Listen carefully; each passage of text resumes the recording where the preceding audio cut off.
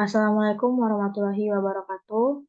Perkenalkan kami dari kelompok 1 yang beranggotakan Deni Diansyah dengan NIM akhir 11, Nala Cinta Pratama dengan NIM akhir 19, saya sendiri Dani Azari Siraga dengan NIM akhir 35, Zahra Nurulta Amanda dengan NIM akhir 41, Nanda Tripuspita dengan NIM akhir 50, dan Ade Prabowo dengan NIM akhir 56. Baiklah, di sini kami akan mempresentasikan hasil kerja diskusi kelompok kami yang berjudul Perdagangan Karbon. Adapun pokok bahasan yaitu yang pertama, apa sih carbon trading, lalu latar belakang adanya carbon trading, protokol Kyoto, mekanisme pembeli, penjual, pengawas, sektor carbon trading, dan potensi dan peluang carbon trading. Baiklah, yang pertama yang langsung saja dibacakan oleh Nala, kepada Nala, dipersilakan. Baiklah, mau masuk ke materi yang pertama, yaitu apa itu carbon trading. Carbon trading atau perdagangan karbon adalah mekanisme berbasis pasar untuk membantu membatasi peningkatan CO2 di atmosfer. Perdagangan karbon adalah aktivitas memperjualbelikan sertifikat kredit karbon, dan yang menjadi komoditas perdagangan bukanlah karbon atau gas polutan, melainkan usaha untuk mengendalikan atau mengurangi emisi karbon yang dinyatakan dalam sertifikat kredit karbon. Itulah yang merupakan komoditas. Di dalam peraturan Presiden nomor 98 tahun 2021 didefinisikan bahwa perdagangan karbon adalah sebuah mekanisme berbasiskan pasar guna mengurangi emisi gas rumah kaca lewat kegiatan jual beli unit karbon. Lalu selanjutnya yaitu latar belakang yang membuat adanya carbon trading. Nah, bumi menyerap sekitar 75% dari keseluruhan energi yang diperoleh bumi dari matahari, sementara sisanya dikirimkan atau diradiasikan kembali ke atmosfer. Gas rumah kaca di atmosfer akan menghalangi proses radiasi balik ini. Apabila keberadaan gas-gas ini terlalu besar di atmosfer, maka akan menyebabkan pemanasan bumi yang berlebihan. Inilah yang kita sebut dengan pemanasan global. Untuk mengatasi laju pemanasan global, maka emisi atau pelepasan gas rumah kaca ke atmosfer harus dikendalikan. Berbagai komitmen dibuat oleh negara-negara untuk mengurangi emisi gas rumah kaca. Salah satu komitmen bersama itu tertuang pada Protokol Kyoto yang diadopsi pada tahun 1997 dan mulai berlaku pada tahun 2005. Sebanyak 192 negara yang berkomitmen pada protokol ini masing-masing telah memberikan target penurunan emisi, sehingga negara-negara ini harus mulai merancang cara terbaik untuk mencapai target penurunan emisi yang telah mereka tetapkan.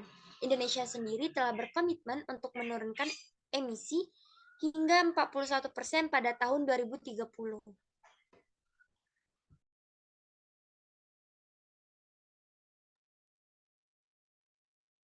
Selanjutnya, apa itu Protokol Kyoto? Protokol Kyoto merupakan perjanjian internasional. Baik, untuk materi selanjutnya akan dibacakan oleh Nanda, kepada Nanda, dipersilakan.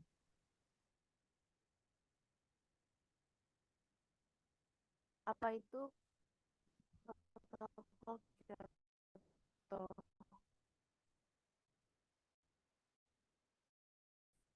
Protokol Kyoto merupakan perjanjian internasional yang bertujuan untuk mengurangi emisi karbon jumlah emisi CO2 mereka. Protokol ini dilaksanakan di Kyoto, Jepang pada 11 Desember 1997 ketika gas rumah kaca dengan cepat mengancam iklim, kehidupan di bumi dan planet ini dan menjadi hukum internasional pada 16 Februari tahun 2005.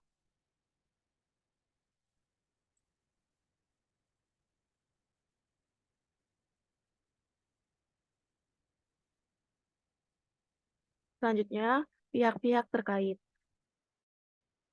Mengenai Protokol Kyoto, disebutkan bahwa negara-negara yang menandatangani protokol ini dibagi menjadi dua kelompok, yaitu yang terdaftar dalam Aneks 1 atau Aneks B dan negara-negara non-Aneks 1.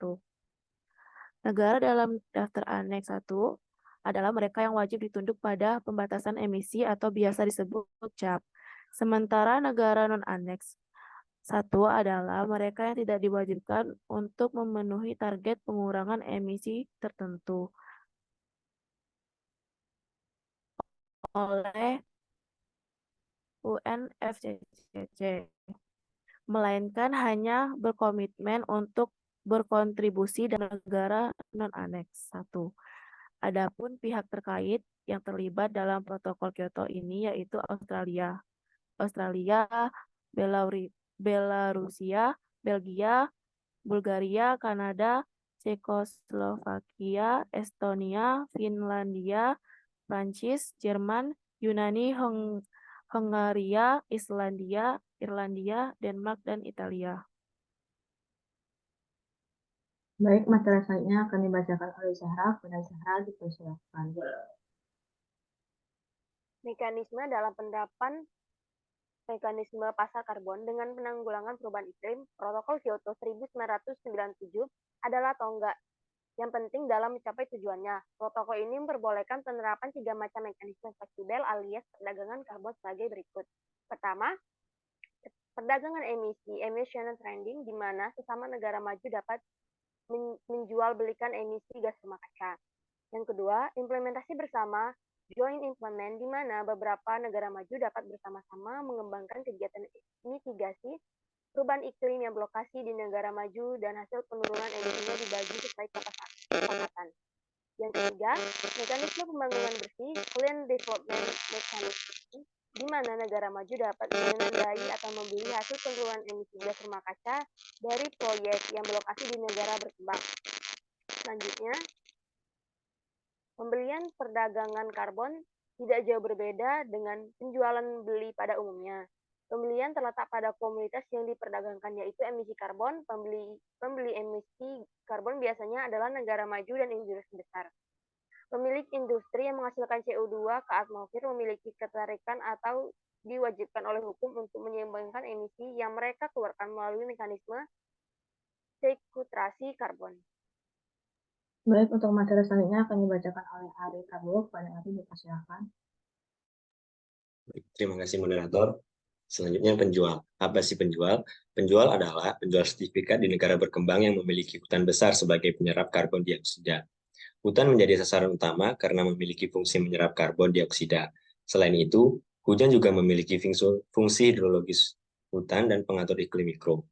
Pemilik yang mengelola hutan atau lahan pertanian bisa menjual kredit karbon berdasarkan akumulasi karbon yang terkandung dalam pepohonan di hutan mereka. Atau bisa juga pengelola industri yang mengurangi emisi karbon mereka menjual emisi mereka yang telah dikurangi kepada emitor lain. Selanjutnya pengawas. Dalam Peraturan Otoritas Jasa Keuangan Republik Indonesia Nomor 14 Tahun 2023 tentang perdagangan karbon melalui Bursa Karbon, Bab 5 tentang pengawasan Bursa Karbon Pasal 1 Ayat 1, yaitu Otoritas Jasa Keuangan melakukan pengawasan terhadap perdagangan karbon melalui Bursa Karbon. Dalam Pasal 1 Ayat 2, ruang lingkup pengawasan sebagaimana dimaksud pada Ayat 1 meliputi, yaitu yang pertama penyelenggaraan bursa karbon, kedua infrastruktur pasar mendukung perdagangan karbon, kemudian pengguna jasa bursa karbon, transaksi dan penyelesaian transaksi unit karbon, kemudian tata kelola perdagangan karbon, lalu manajemen resiko, kemudian perlindungan konsumen dan pihak, produk, atau kegiatan yang berkaitan.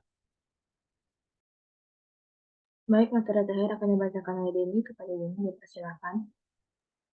Selanjutnya yaitu sektor carbon trading. Berdasarkan PJOK nomor 14 tahun 2023, sektor perdagangan karbon meliputi berbagai sektor ekonomi yang berkontribusi terhadap emisi gas rumah kaca atau GRK. Beberapa sektor perdagangan karbon yaitu yang pertama, sektor industri, sektor energi, transportasi, pertanian, pemulihan lahan gambut, pembangunan, dan sektor perdagangan dan jasa. Adapun potensi dan peluang carbon trading, yang pertama itu perdagangan karbon di Indonesia mempunyai potensi besar, terutama dari sektor lahan maupun energi. Pasar karbon juga membuka peluang untuk menginformasikan prinsip-prinsip taksonomi hijau secara luas, terutama kepada lembaga keuangan, investor, dan pemilik proyek. Hal ini dapat memungkinkan identifikasi apakah suatu proyek dapat diperdagangkan di pasar karbon dan termasuk dalam klasifikasi taksonomi hijau. Hal ini dapat meningkatkan transparansi dalam penilaian dan kepercayaan sekaligus membantu investor dan lembaga keuangan dalam memobilisasi pendanaan untuk proyek-proyek berkelanjutan. Selanjutnya, pasar ini juga menciptakan peluang bagi Indonesia untuk memenuhi kebutuhan pendanaan iklim, sekaligus mendorong peluncuran pajak karbon sebagai alat perlengkap yang penting. Next.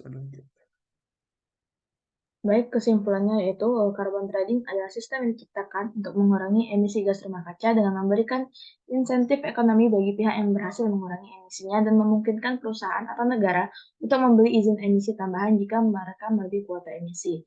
Sistem ini bertujuan untuk mengurangi dampak perubahan iklim dengan efisien, mendorong inovasi teknologi rendah karbon, dan mempromosikan pengurangan emisi.